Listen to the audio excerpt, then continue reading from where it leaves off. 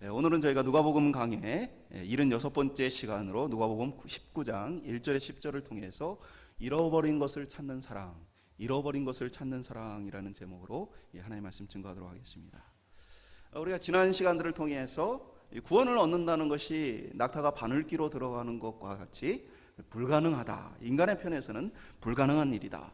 다만 이것은 하나님의 능력으로 말미암아 우리가 그 선물로 구원을 받게 되어진다 말씀을 나누었습니다. 오직 은혜로 구원 얻는 일이며 그 은혜로 구원 얻는 일들을 위해서 예수님께서 십자가를 지기 위해 예루살렘으로 올라가는 과정 속에 있음을 살펴봤습니다.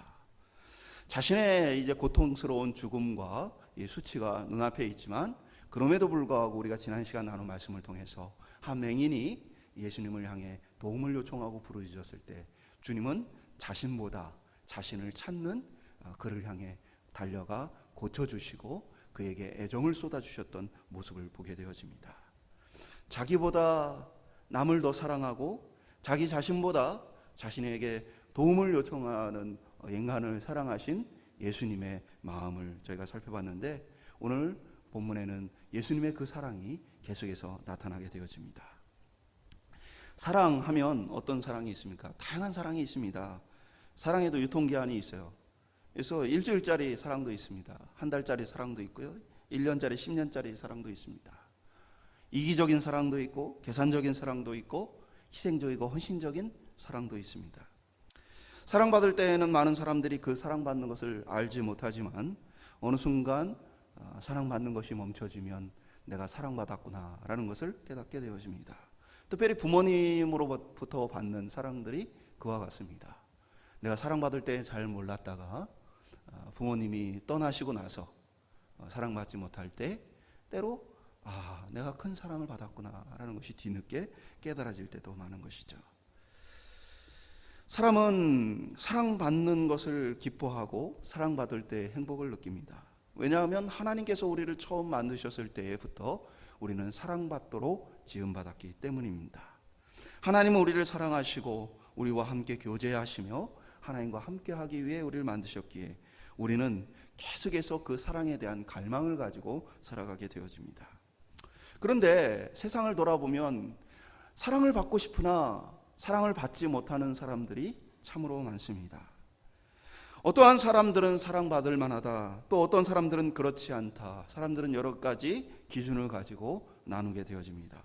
그래서 누군가는 사랑을 받고 누군가는 사랑을 받지 못하는 모습을 보게 되어집니다. 마태복음 5장에 보면 너희가 너희를 사랑하는 자만 사랑하면 무슨 상이 있으리요? 세리도 이같이 아니하느냐. 또 너희가 너희 형제만 무난하면 남보다 더하는 것이 무엇이냐? 이방인들도 이같이 아니하느냐. 사랑할 만한 사람만 사랑하는 것은 이방인 그리고 세리와 같은 모습이다. 한마디로 얘기해서 하나님의 백성 또 예수 그리스도로 말미암아 구원받은 그리스도인의 모습하고는 다르다라는 이야기를 하고 있는 것이죠. 그래서 어떻게 보면 우리 안에 있는 그 사랑이 참 사랑인지 그리스도를 닮은 사랑인지를 우리가 알고 싶다면 사실 우리가 사랑하는 사람들이 누구인가를 돌아보면 알 수 있습니다. 만약에 내가 사랑할 만한 사람만 사랑한다면 그것은 그냥 내가 가진 인간적인 사랑입니다. 그리스도를 힘입지 않은 사랑이라고 할 수 있어요. 그러나 내가 모든 이들을 향한 사랑의 마음을 가지고 그들을 대하고자 한다면 내 속에 그리스도의 사랑, 하나님의 사랑이 있구나라는 것들을 알 수 있는 것이죠. 그래서 한편으로 원수는 우리에게 큰 유익을 줍니다. 왜 그렇습니까? 내가 그리스도를 힘입어 사랑하고 있는지 그렇지 않은지를 누굴 통해 알 수 있어요? 원수를 통해 알 수 있는 거예요. 원수는 영적 진단도구와 같은 거예요. 나에게 내 생각에 합당하지 않는 그 사람을 그래도 이해하고 용납하고 사랑해보려고 애쓰며 달려가는 그 마음은 그리스도를 닮은 것이구나. 내 안에 그리스도의 마음이 있구나 라는 것들을 알게 해주는 것이죠. 오늘 예수님께서도 사랑받기에 합당하지 않다라고 많은 사람이 여기는 이를 사랑하는 모습을 보게 되어집니다. 바로 삭개오라는 세리장입니다. 세리에 대한 수많은 비난들에 대해서 우리가 이전에 살펴봤는데 하물며 세리장은 얼마나 많은 비난과 사람들로부터 외면을 당했겠습니까? 오늘 본문을 통해서 예수 그리스도의 우리를 구원하시는 그 사랑이 무엇인지, 그 사랑의 증거들이 무엇인지 함께 살펴보기를 소망합니다. 첫 번째 한번 따라해 보겠습니다. 잃어버린 자 삭개오. 오늘 본문에 보면 예수님께서 여리고로 들어가십니다. 여리고를 지나가시는 거죠. 이렇게 표현한 이유는 예수님의 목적지가 어디에 있어요? 예루살렘이기 때문입니다. 그래서 여리고를 지나서 예루살렘을 향하고 계시는 예수님의 여정을 표현하고 있습니다. 예수님은 주로 북쪽 갈릴리 지방에 사역을 하셨는데 남쪽 이 유다 지역, 이 지역엔 특별히 6월절에 예수님께서 내려오신 모습을 보게 되었습니다. 지금 6월절 행사를 지키기 위해서, 절기를 지키기 위해서 예수님은 예루살렘으로 향하고 계셨고, 이 6월절은 사실은 6월절 어린 양으로서 예수님께서 십자가에 달리셔야 하는 이 사건을 염두에 두고 이곳으로 가는 겁니다. 예수님뿐 아니라 이스라엘 백성들은 원래 구약에 이 3대 절기에 있어서는 함께 모여 하나님께 예배 드리도록 되어 있습니다.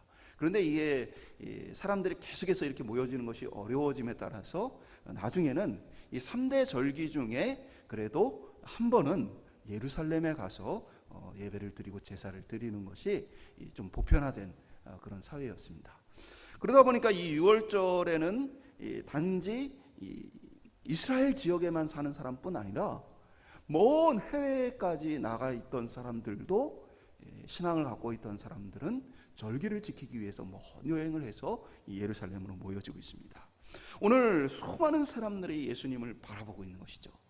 유다와 온 땅에 소문이 가득한 예수님에 대해서, 그가 선지자인가, 그가 어떻게 보면 메시아인가, 여러 가지 논란 속에서 사람들에게 귓가에 들려졌던 그가 이제 바로 여리고에 나타난 것이죠. 그러니까 온 세계에서 몰려든 그 사람들, 그리고 여리고의 사람들이 다 예수님을 주목하고 있었습니다. 이러한 예수님에 대한 궁금증은 이 삭개오, 세리장이었던 삭개오 역시도 마찬가지였습니다. 19장 2절은 삭개오라 이름하는 자가 있으니 세리장이요 또한 부자라. 그래서 이 두 가지를 강조하고 있어요. 하나는 세리장이었다, 하나는 부자였다. 삭개오는 로마 정부 또는 지방 정부로부터 세금 징수권을 사들인 사람입니다. 말씀드린 것처럼 세리 또는 세리장은 공무원이 아닙니다. 사설업자예요. 브로커라고 얘기할 수 있어요. 그래서 정부의 입찰을 따내는 거예요. 그래서 정부에 세금을 얼마를 바칠 것인가 입찰을 해가지고 그것을 따낸 사람입니다. 그러면 자신이 그 세금에 대한 기준을 마련해가지고 사람들에게 세금을 거둡니다. 당연히 로마에 바칠 것만 거두는 것이 아니라 자신들이 취해야 될 이득과 또 지방정부에서 함께 가져야 될 것들에 대해서 넉넉하게 거두는 것이 일반적이었습니다. 그러다 보니까 이들이 거두는 것은 굉장히 많다라고 여겨지는 사람들이 대부분이었죠. 오늘날도 그런 얘기 나오지 않습니까? 세금 올린다고 그러면 반발이 있어요, 없어요? 지금 코로나로 어렵죠. 세금을 많이 거둬가지고 서로 나라를 잘 세워가야 되겠죠. 그러나 세금을 올린다라는 얘기가 나오면 많은 사람들이 민감해합니다. 하물며 당시에도 그러지 않았겠습니까? 세금이라는 문제는 이 밀란과도 밀접한 관계가 있었어요. 이 세금에 대한 부분들을 너무 과하게 하다 보면 반란이 일어날 수도 있어요. 그러니까 이 세리는 이러한 부분에서 어떻게 보면 줄타기를 하는 사람이에요. 아주 영민하게 어느 정도 세금을 거둬들이고 얼마만큼의 이득을 취할 것인가를 날마다 계산하는 사람이에요. 그러니까 이제 당시에 경제 사정이 굉장히 안 좋았다는 말씀을 드렸어요. 예수님 시대에는 할 일이 없는 사람들이 많았어요. 노동을 하고자 하나 노동을 할 수 없는 사람들이 많았고, 그리고 밭을 빼앗기고 가진 재산을 빼앗긴 사람들도 많았습니다. 그러니까 굉장히 어려운 경제 형편에 감세적인 이 세금 문제로 말미암아 수많은 사람들이 고통을 겪고 있었습니다. 이 세리라는 사람, 또 세리장이라는 사람은 어떤 사람이요? 그 고통을 눈 감을 수 있어야만 할 수 있는 사람입니다.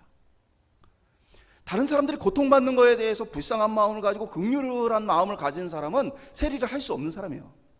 그것에 대해서 아주 독한 마음을 가지고 세금을 집행하고 거둬들이고 해야만 하는 사람이 바로 세리와 세리장입니다. 그리고 그 직업을 선택했고 이 세리장으로서 어떻게 보면 삭개오는 많은 경쟁자들을 제치고 이 소득을 세금을 징수할 수 있는 권한을 따낸 사람입니다. 한마디로 얘기해서 남들이 욕하는 거 그 신경 쓰지 않는 사람이에요. 남들이 나한테 뭐라고 하든 어떠한 평가를 하든 뭐 나를 어떻게 대우하든 돈이 최고인 사람이 바로 이 세리장입니다. 세리하고는 또 다른 거죠. 세리는 세리장에게 고용된 사람이에요. 그래서 그 역시도 돈을 위해서 욕먹고 다른 사람들의 괴로움을 눈감아야 하는 것에 대해서 어떻게 보면은 해왔던 사람이지만, 세리장은 사실 그것과 비교할 수 없을 만큼 돈에 대한 집착과 욕심이 많았던 사람이라고 할 수 있습니다. 그렇지 않으면 세리장을 할 수가 없는 것이죠. 특별히 여리고는 도시무역이 발달한 곳으로 세금을 거두는 사람의 우두머리였다는 사실은 그가 상당히 많은 이 세금을 거두고 많은 이문을 남겼다는 것을 보여줍니다.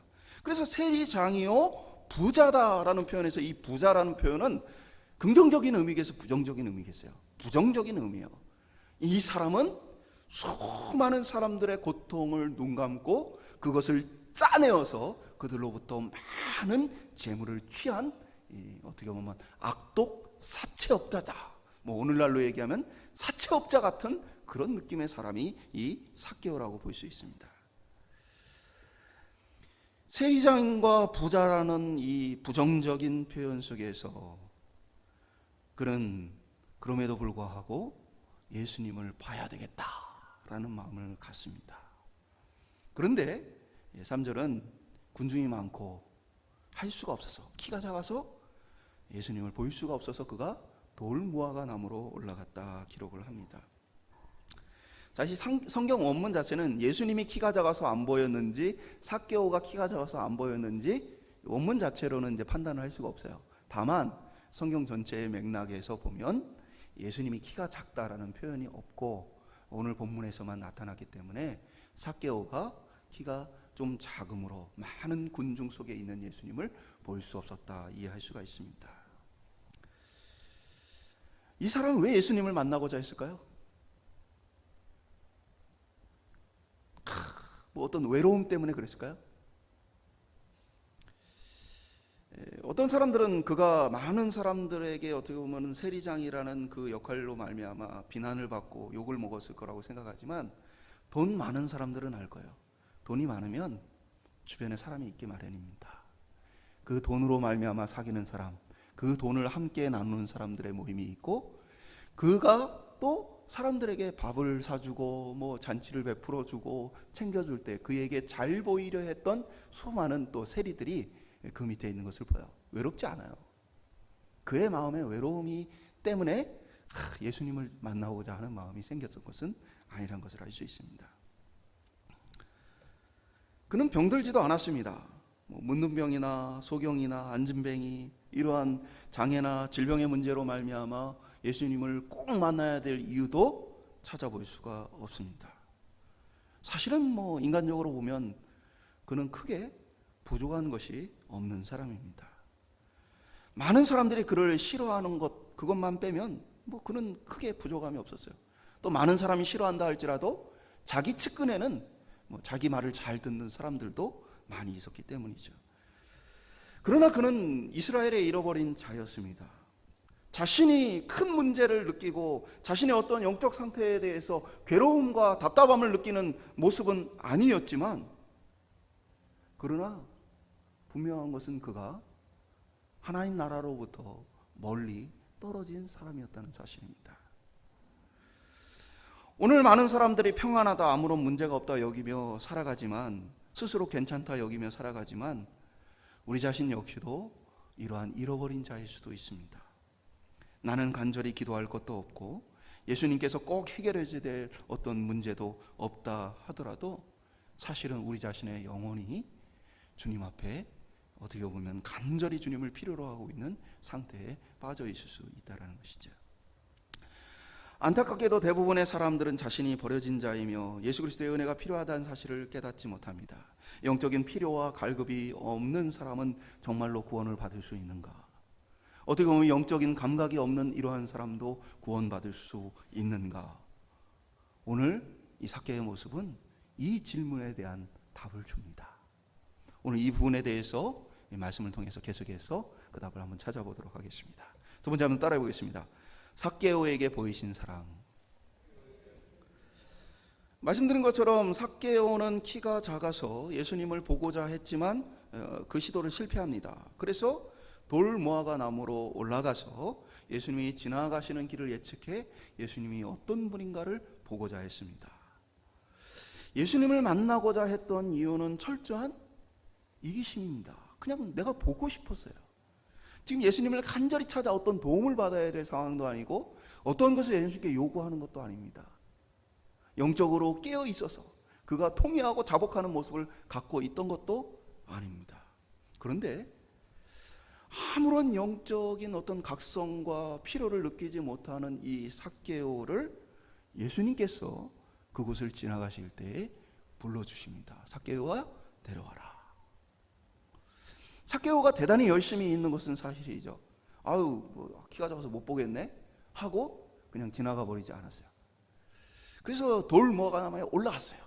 어떤 분들은 삭개오의 예수님을 보고자 하는 이 열심이, 이러한 열심을 가져야만 예수님을 만난다 이렇게 생각하시는 분도 계시지만 저는 그렇게 생각하지 않아요. 물론 열심이 있죠. 나무에 올라가서 예수님 보고자 하는 열심이 있죠. 근데 이 삭개오라는 사람의 성품을 생각한다면 당연한 반응이에요. 왜 그렇습니까? 돈을 위해서는 모든 수단과 방법, 모든 사람들의 평가를 다 무시하는 사람입니다. 오직 자신의 이득과 목적을 위해서라면 모든 것을 할 수 있는 사람이에요. 근데 이 사람이 뭐 하고 싶었어요? 예수님을 보고자 했어요. 그러니까 뭐예요? 예수님 볼 방법을 찾는 사람인 것입니다.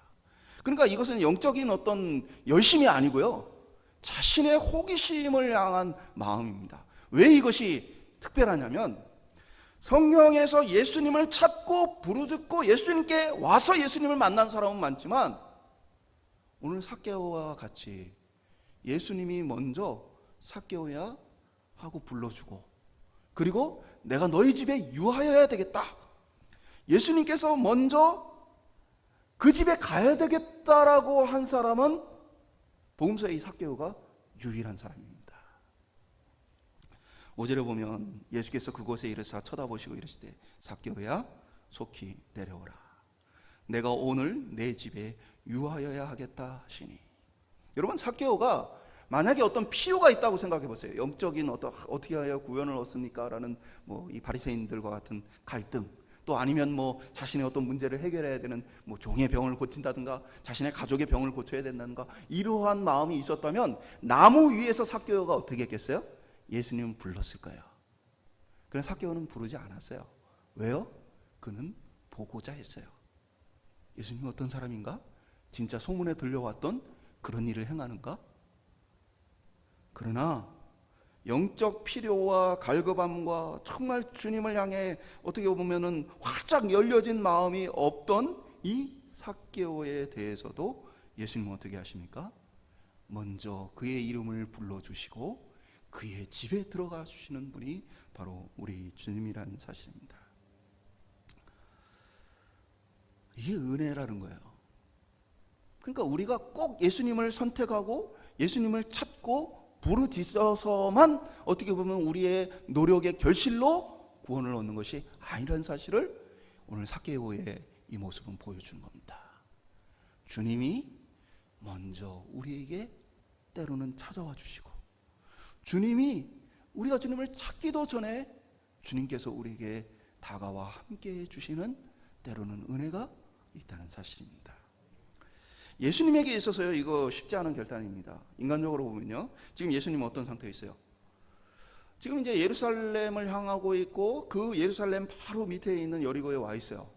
그리고 이곳에는 지금까지 예수님에 대한 소문만 듣던 전 세계에서 모여진 이 유대교를 믿는 사람들이 다 예수님을 따르고 있어요. 지금 다들 궁금해하며 바라보고 있어요. 이때에 예수님께서 삭개오를 바라보며, 야 세리장 삭개오야, 너는 이 백성의 고통과 슬픔이 보이지 않느냐? 주님이 책망하셨다면 예수님 인기는 하늘을 찔렀을 거예요. 고통받던 백성이 예수님 만세! 하고 외쳤을 거예요. 내가 예수님을 위해 죽겠습니다! 라고 달려들 사람들이 넘쳐났을 거예요. 그러나 모든 사람들이 지금 손가락질하며 미워하고 모든 사람들이 저는 죄인이다, 악하다, 심지어는 예수님의 비유 속에서도 이 마태복음에 보면 너희가 사랑할 만한 자만 사랑하면 세리와 같다라고 말할 정도로 세리란 그런 존재였어요. 근데 그런 세리를 향해서 오늘 많은 사람들이 보는 앞에 어떻게 해요? 내가 오늘 너희 집에 가서 유해해야 되겠다. 그것은 그 집에 가서 교제를 한다는 의미예요. 유대인들에게 있어서 이 집에 가서 함께 유한다라는 의미는 그 사람을 자기하고 비슷하게 생각하거나 거룩하다라고 생각할 때 가능한 것입니다. 정결법이 있기 때문에 부정한 자, 어떻게 보면 죄 가운데 있는 자들하고는 함께 식사도 하지 않는 것이 유대인들입니다. 근데 많은 사람들 앞에 내가 그 집에 가서 함께 있어야 되겠다. 당연히 이 사람들은 어떤 모습을 보여줍니까? 19장 7절에 보면 뭇 사람이 보고 수군거려 이르되 저가 죄인의 집에 유하러 들어갔도다 하더라. 수군거렸다라는 7절의 이 표현은 단순히 그냥 얘기를 하는 표현이 아니고 공격적으로 아주 불만과 불평을 드러내는 그런 표현입니다. 사람들이 분노했어요. 야, 어떻게 저 사람 집에 갈 수 있느냐? 말도 안 된다. 어떻게 저런 사람이 있느냐? 많은 사람들 아마 예수님에 대해서 실망한 사람도 많을 것입니다. 한번 생각해 보세요. 삭개오가 여리고에서 세금을 징수하는 세리장이었어요.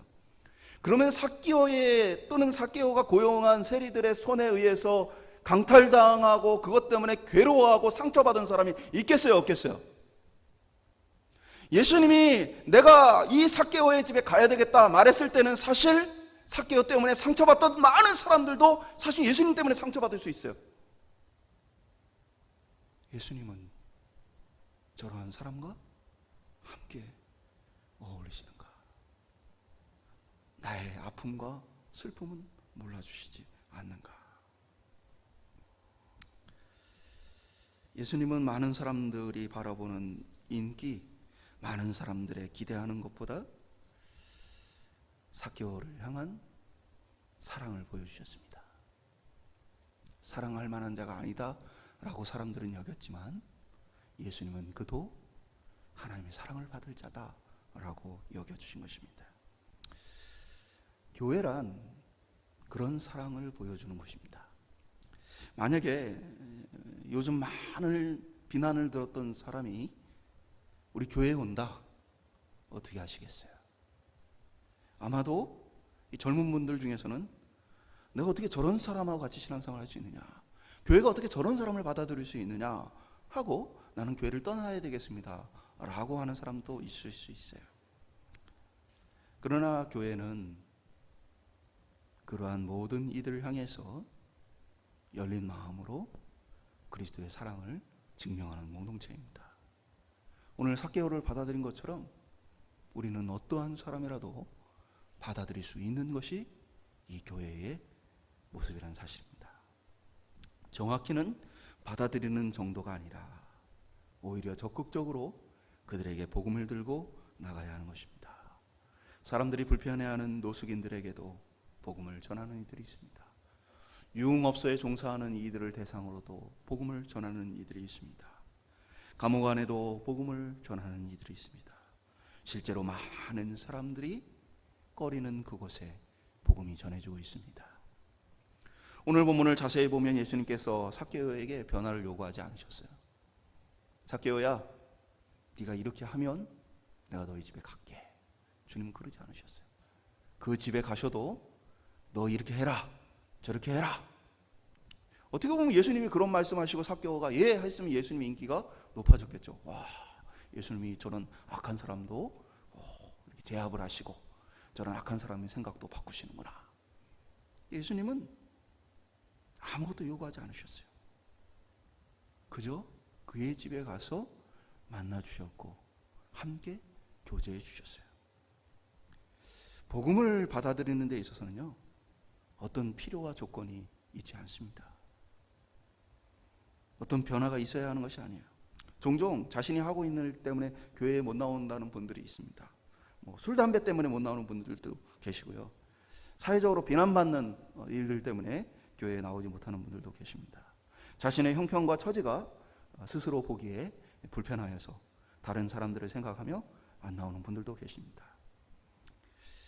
사람들은 때로는 이 사회에서 욕하는 사람이 교회에 다니면 야, 저런 사람이 교회 다닌다. 예수쟁이들이 다 저런 나쁜 놈들이구나. 똑같은 족속들이구나 하고 교회를 비난하고 욕할 수도 있습니다. 그러나 교회는 오늘 예수님께서 삭개오로 인해 모든 비난과 욕을 감수하셨던 것처럼 교회는 그것을 각오하고 그리스도의 사랑을 나타내는 곳입니다. 그리고 그 죄인들에게 이렇게 해야 우리 교회에 나올 수 있습니다. 이렇게 해야만 당신은 예수를 믿을 수 있습니다. 라는 것이 아니고 아무런 조건 없이 맞아들이고 함께 할 수 있는 것입니다. 그러한 죄인들이 모여진 곳이 교회고 그런 죄인들이 또한 변화받는 것이 교회입니다. 우리 자신 역시도 여전히 변화되지 못한 죄의 모습들을 가지고 있습니다. 여전히 부족한 모습들을 가지고 있습니다. 우리도 여전히 변화의 과정 속에 있는 거예요. 그들 역시도 변화의 과정 속에 있는 것이죠. 예수님은 삭개오에게 어떤 변화도 요구하지 않고 그가 스스로 변화를 다짐하는 것을 기다리셨습니다. 오늘 우리가 스스로 복음을 받아들이기만 해서 우리가 먼저 주님을 찾고 부르짖어서 우리에게 구원이 임했다는 것이 아니라는 사실을 깨닫기 소망합니다. 주님이 아직 죄인 되었을 때에 우리를 위해 십자가를 지시고 우리가 아직 죄인 되었을 때에 주님께서 우리에게 찾아와 주셨다는 사실을 기억하기 소망합니다. 그리고 그 사랑 안에서 그리스도와 교제할 때에 우리에게 자연스러운 변화가 일어난다는 사실입니다. 오늘 우리 역시도 우리가 받은 그리스도의 그 은혜를 생각하며 우리 주변에 이 은혜를 나눌 수 있는 하나님의 사람 될 수 있기를 간절히 축원드립니다. 말씀 뵙도록 하겠습니다. 감출 수 없는 구원. 이 삭개오는 8절을 통해서 소유의 절반을 가난한 자들에게 주겠다. 속여서 빼앗은 일이 있다면 4배를 갚겠다 말을 합니다. 출애굽기 22장 4절에 보면 도둑질한 것이 살아 그의 손에 있으면 소나 낙이나 양을 막론하고 갑절을 배상할지니라. 그러니까 도둑질을 했을 때는 2배를 갚으라는 얘기죠. 민수기 5장 7절을 보면 그 지은 죄를 자복하고 그 죄값을 온전히 갚되 5분의 1을 더하여 그가 죄를 지었던 사람에게 돌려줄 것이요. 이것은 이 사람이 어떤 다른 사람에게 피해를 입혔을 때에 그것에 대해서 스스로 가서 이야기를 하고 그 피해의 20%를 더해서 갚아줄 것을 이야기를 하고 있습니다. 그러니까 율법에서 말하는 것보다 오늘 삭개오가 예수님께 말한 것은 그것보다 자신이 훨씬 더 많은 것을 하겠습니다 라고 결단한 것이죠. 율법이 정하고 있는 것보다 더 많은 희생을 제가 하겠습니다 라고 얘기한 것입니다. 예수님이 이 고백을 받으시고 오늘 구원이 이 집에 이르렀다라는 선언을 하십니다. 아브라함의 자손이다 라고 말씀하십니다. 이 사람도 아브라함의 자손이다, 믿음의 자손이다. 우리가 이 구약에서 이어져 왔던 이 율법들에 대해서 바리새인들이 그것을 지나치게 지킬 때는 예수님께 어떻게 했어요? 책망을 들었어요. 근데 반대로 오늘 삭개오에게는 예수님께서 이 집에 구원이 이르렀다, 이도 아브라함의 자손이다 라고 그의 이 결단에 대해서 예수님께서 받아들여 주시는 모습을 좀 보게 되었습니다. 왜 바리새인들의 어떻게 보면 지나친 율법을 정해진 것보다 더 열심을 내는 모습에 대해서는 주님께서 책망하시고 이 삭개오에 대해서는 인정해 주셨는가? 그것은 바리새인들은 자기 자신의 영광을 드러내기 위해서 그러한 규칙들을 지켜왔던 것이고 삭개오는 누군가에게 보이기 위해서가 아니라 누군가를 의식하기 해서가 아니라 그 스스로 내면의 변화를 통해 참된 결단을 했기 때문입니다. 말씀드린 것처럼 바리새인과 삭개오의 차이는요, 바리새인은 남의 평판과 눈치를 많이 보는 사람입니다. 반면에 삭개오는 굉장히 이기적인 사람이라 남의 시선 따위는 전혀 염두에 두지 않는 사람이에요. 그런데 그가 이런 결단을 했을 때는 무엇입니까? 남들에게 좋게 보이기 위해서가 아니라 내면의 변화가 일어났다는 사실을 보여줍니다. 그러니까 예수님께서 탐욕으로 가득 찼던 사람이 스스로 적극적으로 그 탐욕을 이겨내는 모습을 통해서 그 내면에 변화되었음을 아시고 인정해 주셨다는 것이죠. 아브라함의 자손이란 말은 굉장히 중요한 표현이에요. 성경에 아브라함 자손이란 말은 민족적으로도 유대인들이 굉장히 자긍심을 가졌던 단어입니다. 요한복음 8장 37절에 보면 나도 너희가 아브라함의 자손인 줄 아노라. 그러나 내 말이 너희 안에 있을 곳이 없으므로 나를 죽이려 하는도다. 누가복음 3장 8절은 그러므로 회개에 합당한 열매를 맺고 속으로 아브라함이 우리 조상이라 말하지 말라. 내가 너희에게 이르노니 하나님이 능히 이 돌들로도 아브라함의 자손이 되게 하시리라. 그러니까 이 유대인들에게 아브라함의 자손이라는 이 표현은 굉장한 자긍심을 가지고 있는 표현이었습니다. 그리고 그들은 율법을 벗어나고 하나님의 이 말씀을 벗어난 이 삭개오에 대해서는 그는 아브라함 자손이 아니다라고 생각을 해왔어요. 근데 주님께서는 모든 사람들 앞에서 그는 아브라함의 자손이다 라는 선언을 해준 거예요. 이건 한마디로 그가 구원받을 만한 자다라고 선언을 해준 것과 동일한 것이죠. 예수님께서 구원을 선포하신 이유는 삭개오가 그 내면의 변화를 일으켰기 때문입니다. 복음은 우리의 내면의 변화를 수반합니다. 내면의 변화였을 때 그것에 대한 합당한 열매를 맺게 되어 있습니다. 그것은 구원받은 자들에게는 감출 수 없이 내면이 겉으로 드러날 수밖에 없는 모습이기도 합니다. 그러면 이런 결단과 고백을 하면 다 그런 내면의 변화가 일어났느냐? 사실 또 그렇지도 않습니다. 사도행전 5장에 보면 아나니아와 삽비라의 경우에는 자신의 재산을 팔아서 바치겠다 하고는 속이게 되어집니다. 욕심으로 말미암아 속이게 되어집니다. 그로 말미암아 그들이 죽게 되어지죠. 이 부분은 나중에 이제 사도행전을 저희가 다룰 때 좀 더 깊이 있게 살펴보게 되겠지만 아나니아와 삽비라의 문제는 무엇입니까? 자신을 나타내고 드러내고자 하는 마음이 컸어요. 그렇기 때문에 바라바를 비롯한 사람들이 자신의 재물을 내어놓고 많은 사람을 돌보는 모습을 보면서 자신들도 그런 영광과 칭찬을 듣고자 했어요. 그래서 이들은 그럼에도 불구하고 이 행위 자체로만 본다면 상당히 많은 재산을 그들은 많은 사람들을 위해 헌납했지만 그러나 그들은 무엇입니까? 내면의 변화를 가장하여서 그 영광을 취하며 하나님 앞에 사실은 변하지 않는 본성을 그대로 드러내는 모습을 보게 되어진 것이죠. 그들은 사람들에게는 칭송받지만 그들의 내면은 여전히 부패해 있는 모습으로 말미암아 어떻게 보면 하나님으로부터 징계를 받았던 모습을 보게 되어집니다. 그러니까 변화란 어떤 거예요? 겉으로 다 할 수는 없는 것이에요. 내면에 진실된 변화를 주님은 요구하시는 것입니다. 고린도서 5장 17절은 그런즉 누구든지 그리스도 안에 있으면 새로운 피조물이라. 이전 것은 지나갔으니 보라 새 것이 되었도다. 새 사람이 되었다. 내면이 변화가 되었다. 구원은 이러한 변화를 수반하게 되어집니다. 예수님은 그의 삶의 변화에 초점을 맞추십니다. 그는 보는 것이 바뀌었고 생각하는 것이 바뀝니다. 그리스도의 사랑이 그를 탐욕에서 사랑으로 삭개오의 내면을 변화시킨 것입니다. 이렇게 그리스도의 사랑은 전염성을 가지고 있어요. 전염병과 같아요.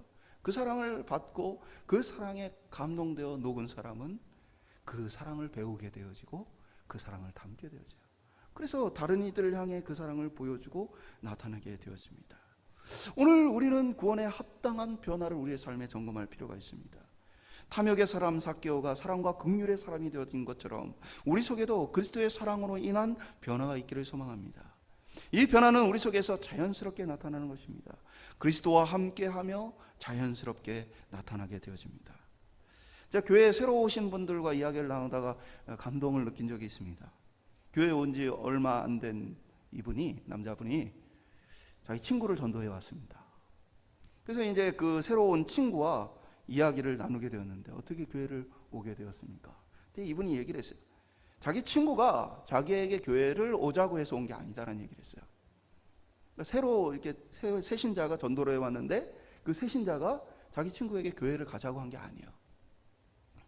자신이 교회를 온 것은 자기가 어려서부터 아는 이 친구가 변한 것을 보고 도대체 무엇이, 내가 평생 알던 이 친구가 왜 이렇게 바뀌었을까라는 사실이 궁금해서 확인하러 왔다라는 이야기를 했어요.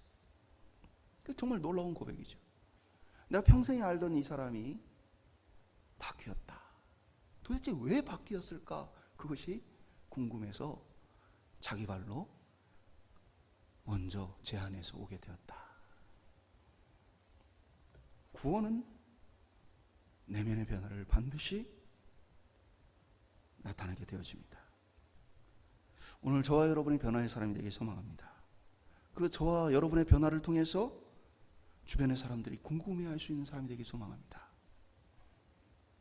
여러분이 사실은 조금만 우리가 다른 행동을 하면 세상 사람들은 궁금해합니다.